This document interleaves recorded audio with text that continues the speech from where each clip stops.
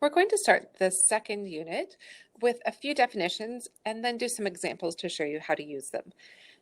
Our second unit is motion, and to be able to describe motion, we need to know a few quantities and be able to use them. So we'll start off with that. Our first three quantities are going to be position, displacement, and distance. Before we get into what position, displacement, and distance are, we want to just take a minute and go over some different types of measurements and quantities. Up until now in science, you've probably used mostly what are called scalar quantities. Scalar quantities just have an amount. So if you wanted to take a mass, you would be taking a scalar quantity where you're just measuring an amount. If you were taking temperature, that would also be a scalar quantity where you're just measuring the amount. But in motion, we often use direction because we need to see which way that object is going or where it is relative to a certain reference point. So we're going to look at what's called a vector quantity, and it has both a magnitude and a direction. So our magnitude part, I like to think of it as an amount. And the magnitude part of this position that I have here is the 5 kilometers. That's how far it is from a reference point. And then the direction part is where it is, what direction. We usually put this in square brackets. So you can see this north after the 5 kilometers is my direction. Another thing that we'll do is we will put an arrow over top of any quantity that is a vector quantity. If you don't see an arrow, we know that it's a scalar quantity. So those are basics between vector and scalar quantities. Let's look at some vector quantities to start off with. So if we want to know where an object is, we call that the position. It's given the symbol D, which I know doesn't seem very logical, but that's just because it goes with displacement and distance. So D, this is a vector quantity, so it has an arrow over top of it. And basically, it's the distance and direction an object is from a reference point. So this will, just right beside it, is a vector. The next quantity I want to look at is displacement. So this happens when an object moves, and it's technically defined as the change in position. So we'll look at that in a little bit of detail. Basically, it goes from your starting position to your stopping position. And this is also a vector quantity. So let's just take a little aside and look at what this change in position looks like. So this triangle that we put in front of the D actually means it's a Greek letter delta.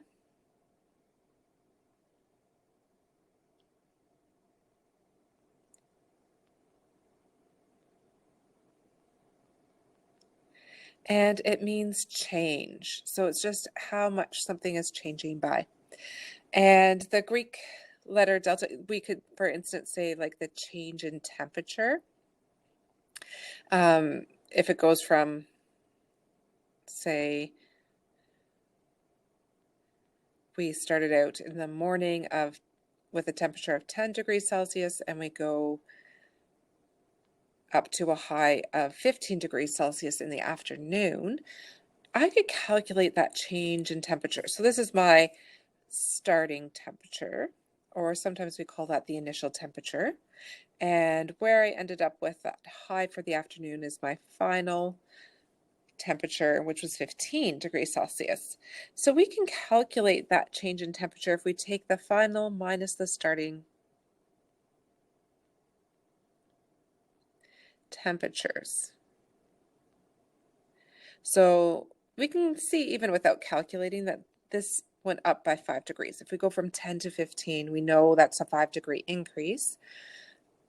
but we can actually calculate it if we take our final and minus the initial, and that will give us our 5 degrees that we already figured out.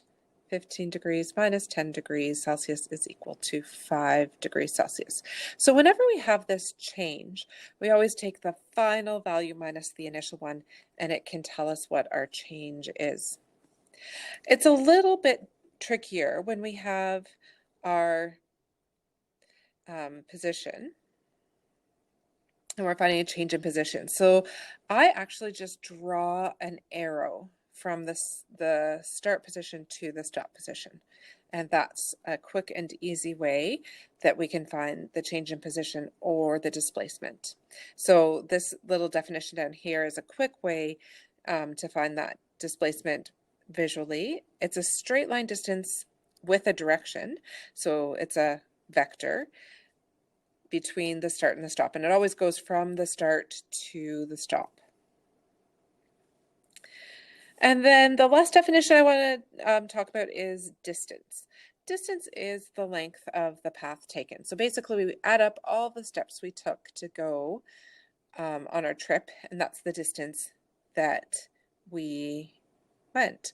So displacement is just like the shortest distance, how much your position changed, and the distance is actually depends on the path taken. So let's see how that plays out with a few examples. In our first example, we're taking a little trip and we go from 5 kilometers north of where we start, and then we come back 3 kilometers south. So we want to see, after going that distance, taking that trip, what is our position, distance traveled, and displacement. So what I'm going to do to start off with is I'm going to mark my reference point.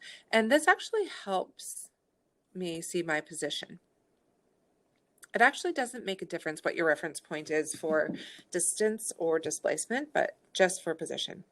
And then it actually is good, if you can, to do a quick sketch of what's going on. So I'm going to do a quick compass rose to show which direction is north and which direction is east. You could do south and west as well, but if you have north and east, that's okay. You can stop just with north and east. And then I like to actually sketch this to scale. So I would pull out my ruler and sketch this to scale, which I have a ruler here. I don't know if you can see it. I don't think it pops up, but I will actually measure with my ruler on my whiteboard. And 1, 2, 3. I can write a scale. If I have my ruler in centimeters, I will write my scale as 1 centimeter is equal to a kilometer, and then I can do a quick sketch. So I'm going to go up 5 centimeters and show that portion of the journey. So I always go, since it's north, I have to make sure that it starts at the reference point and goes up towards the north. And then the second portion of the trip is that I'm coming back down south. So I always start, when we are adding, these are both vectors, and when we're adding them, we have to add them one after the other. So where this one ends off, I start my next one, and that's called adding tip to tail. So I'm ready to add my second vector, and I'm going to just pull out my ruler again, and I'm going to start that second vector where the arrow, or we call the arrow the tip, is of that first vector. And I'm going to draw it 3 centimeters long, going back down south. It should really be right on top of this blue vector, but because it will make it hard to see, I'm going to do it beside.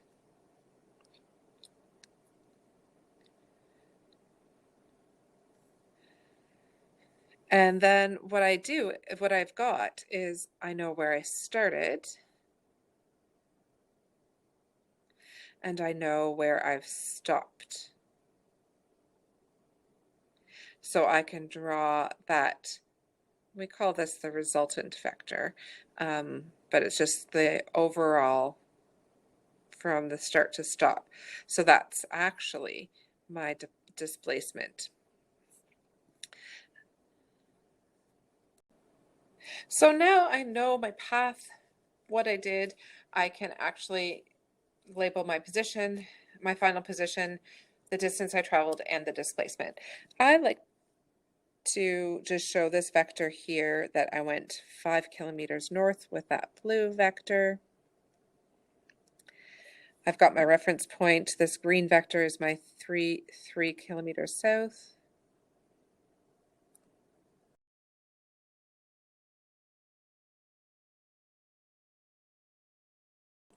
And now I can figure out what my position, distance traveled, and displacement is after going that 5 kilometers north and the 3 kilometers south. So let's start with our position. So that's just that location of where I stopped, my position of where I stopped. So relative to this reference point, if this is 3 kilometers and this is 5, this little bit in here has to be 2 to add up. So my position is 2 kilometers north. And instead of writing out position, I'm going to use the symbol, which was D with an arrow over top. And make sure, because this is a vector, we want to include both the quantity and the direction. So I know where am I when I stop. I am 2 kilometers north, because we can see our direction of where that reference point is. My displacement is this red line of how, that I went from start to stop, and it's also a vector. So it's that line from start to stop, the straight line distance between a start and a stop. So I'm going to put my displacement in. The symbol is the change in position because I went from the start to the stop. And it turns out this change in position is still 2 kilometers. And it's also north. It's pointing north, that red arrow. So it ends up being the same as position, but it has a different meaning. The position is just where I am relative to the reference point. The displacement is where I went from start to stop. So the arrow has to go from the start to the stop. Make sure it's a vector quantity as well, so I'm going to need both the arrow over the delta D and the direction in square brackets. The last thing I want to do is find the distance, which is the total length of the path taken. And it is a scalar quantity, so that means it will not have a direction. It's only going to be an amount. So what amount of distance did I travel to go all the way from my start to the stop? So I went first 5 kilometers and then I went another 3. So I went a total of 8 kilometers. And my symbol for distance is delta D. And the amount is 8 kilometers. So I know my position, displacement, and distance traveled. Let's try another one. So this problem is similar to the last one where we're going first 5 kilometers, then 3. But in this case, we're going 5 kilometers north, like last time, and then we're going to go 3 kilometers east. And we want to know position, distance traveled, and displacement. So this is, I should actually say, final position in these.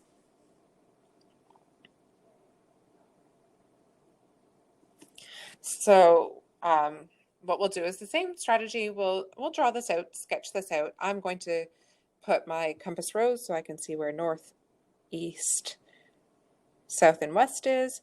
If you forget, I usually remember never eat shredded wheat. I know there's a few more sayings that you can use instead of that one, but that's the one I use. And then I'm also going to use my same scale when I pull up my ruler. So I'm going to say that each centimeter that I draw is a kilometer. So when I go to draw 5 kilometers, I can just draw those 5 kilometers as 5 centimeters. So I'll pull up my ruler, which unfortunately you can't see. I'm going to draw, using my ruler, my 5 kilometers north in blue again.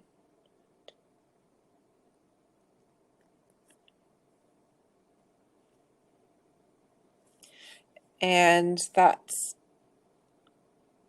actually going to call this my first displacement because I am traveling, I'm changing my position.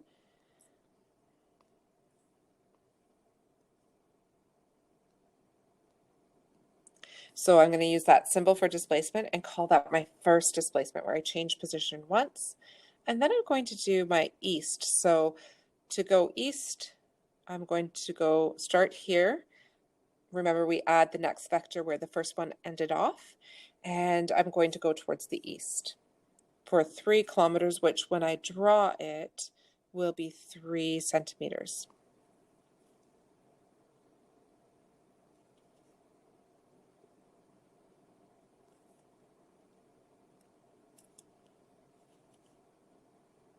And I'll call that my second displacement, my second change in position. So where I went 3 kilometers towards the east. Now my start, we'll call this the reference point down here as well. I forgot to draw that in. Now where I am starting,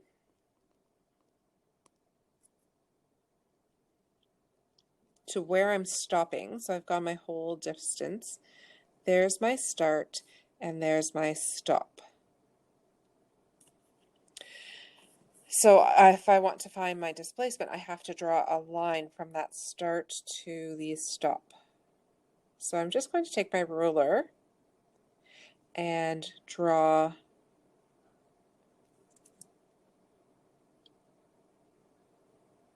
that line. It takes me a minute to line it up.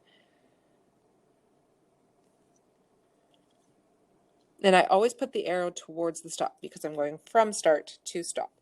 And one thing that I can do is actually take my ruler and measure that distance so I know how far it is.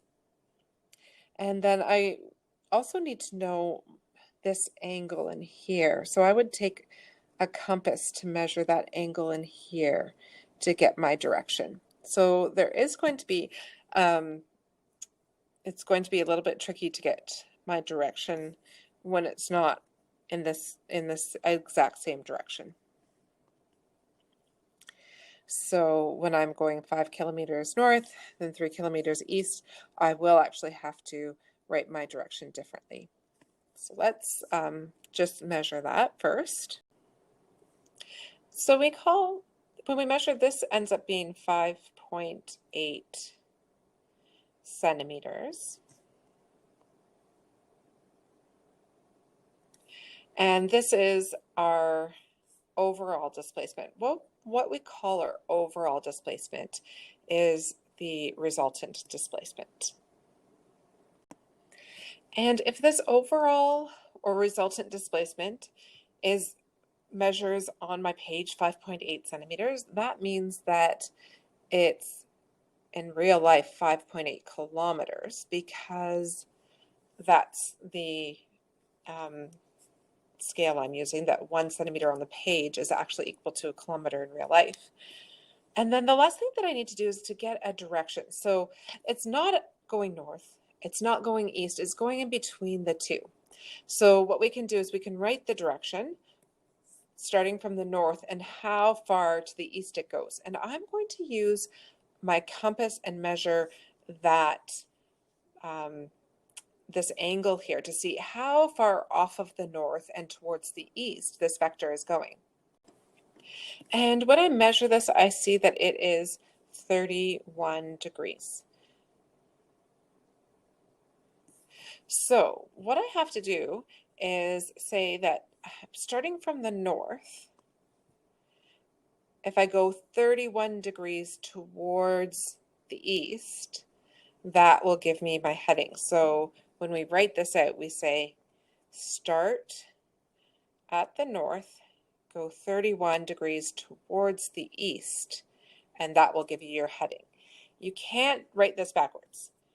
You can't do not east 31 degrees north. That's not the same because that would mean we started with the east and went 31 degrees to the north. There is one thing that you can do if you, since we know that east is going to be 90 degrees, we know that this angle between east and this red line has to add up with 31 to give me 90. So I could figure out that to get 90, the other angle is going to have to be 59. So I could do 90 subtract 31 is 59. So if I do use the fact that these two angles must add up to 90, I can figure out that this one is going to have to be 59, so that 59 plus 31 will give me 90. So I just took 90 and subtracted 31 to get that. And if I do see that this is 59, instead of writing, I can say, I can't use east 31 degrees north, but I can say that if I started from the east, it would be 59 degrees towards the north, and you can use either of those. Those are 100% right. If you use this one, I would give you full marks. If you use this one, I would also give you full marks in reporting the overall displacement. So let's do a summary of what we know from this. We know that the position is where it ends up. So just how far and the direction. So we're just looking at where that stop is relative to my reference point, which is actually the same as the start. So this is going to end up being the same as our displacement. So my stop is 5.8 kilometers from that reference point, and it's at east north 31 degrees east.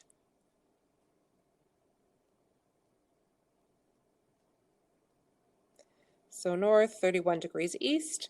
And then I also know my displacement, my total displacement, which we can call a resultant displacement, is 5.8 kilometers north 31 degrees east as well. My distance, in this case, because my path had the same distances, 5 kilometers, then 8, my distance is going to be also, 5, then 3. My distance is going to be 8 kilometers, just like the last question, because the two parts of the journey was the same. So my 5 kilometers, then my 3 kilometers was the same. So I do get the same distance, and make sure you just put, I got carried away and was talking at the same time. So I put an arrow over top, but distance should just have that that one, the symbol, but no arrow over top. So that's how we kind of take this to the next level and see how to do questions when they don't necessarily go in the same and opposite directions. So we might go up and over. Let's do one more example. So in the next question, we have just a little bit of a longer question, and we're going to start out the same way that we did last time. So this time we're going 5 kilometers north, 3 kilometers east. Then we're going to add on, we're going to go 5 kilometers south and 3 kilometers west. And we want to know what our position, distance, and displacement is. And let me just write this above as well, like last time, that we want to know our final position. So let's do a quick sketch of this one. I'm actually not going to use my ruler, but just so that I can do this question a little bit more quickly. But we will, you can do this with a ruler to scale. So let's say my first displacement is that I go north 5 kilometers. And then I'm going east 3 kilometers. So the same as my displacements to start in the last question. And then I am going south 5 kilometers. So remember, I have to start where I ended off. So I've gone 1, 2, I'm going to have to keep going right at this tip and add my next vector, which is going to be 5 kilometers south, and that's my third displacement. And then my last displacement is 3 kilometers west.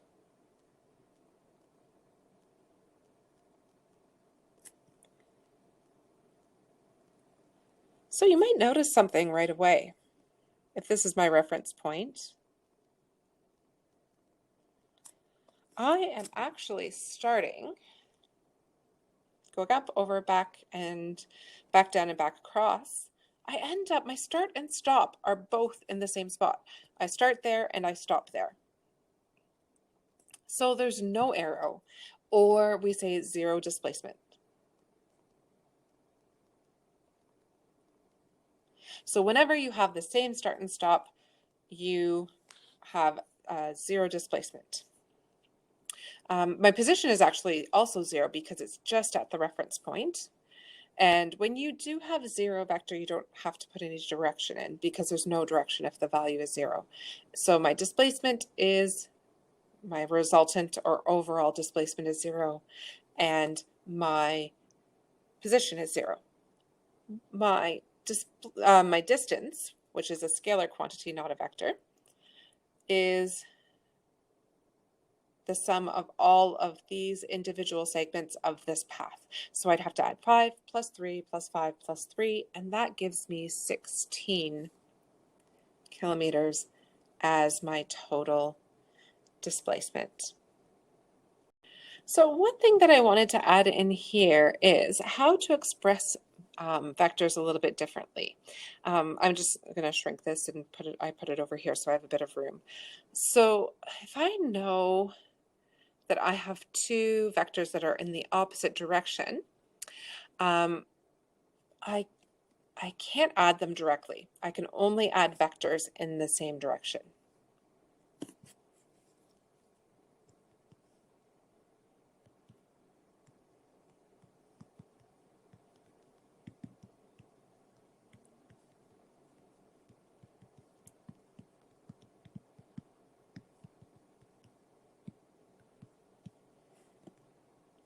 But I have a little trick if I want to add vectors that are in different directions. So my trick is that I can take my 5 kilometers south and I can flip that direction to north, but I have to make the number negative. So 5 kilometers north. So if I wanted to add up all of my displacements, I can actually get that overall or the resultant displacement by taking the displacement of 1 and the displacement of 2 and the displacement of 3 and the displacement of 4. If I'm going to do that, then I'm going to have to add them together. I'm going to flip my south and west so that I can add them to my north and east. So I'm going to take 5 kilometers north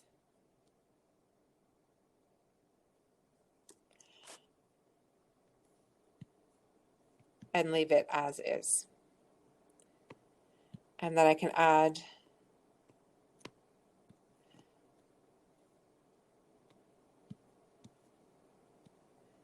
my, sorry, I'm just looking for some operations. Then I can add my 3 kilometers east. So I'm taking my first two vectors and just leaving them as is. So I'm going to take my 5 kilometers north and add my 3 kilometers east. But then when I get to the next the next vector that I should add is the 5 kilometers south.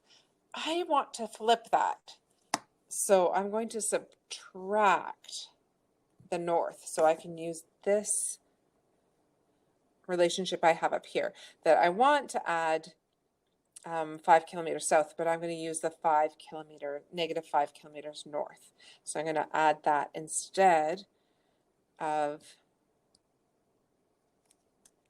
the 5 kilometers. Oops, sorry, I'm going to subtract 5 kilometers north because south can also be a negative north.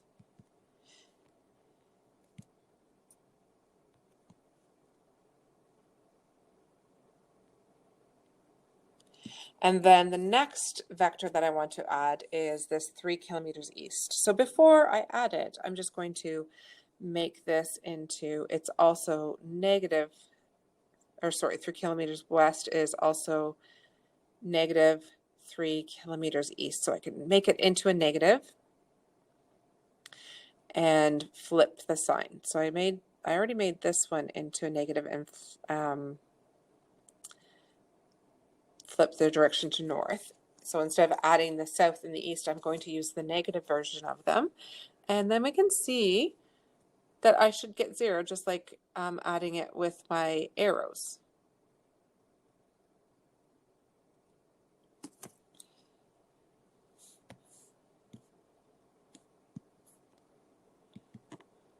So if you prefer to use the arrows, go ahead.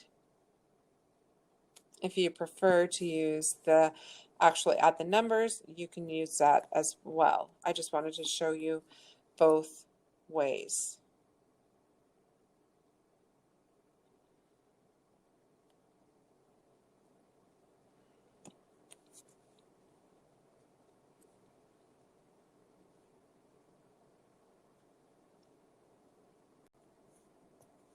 So this will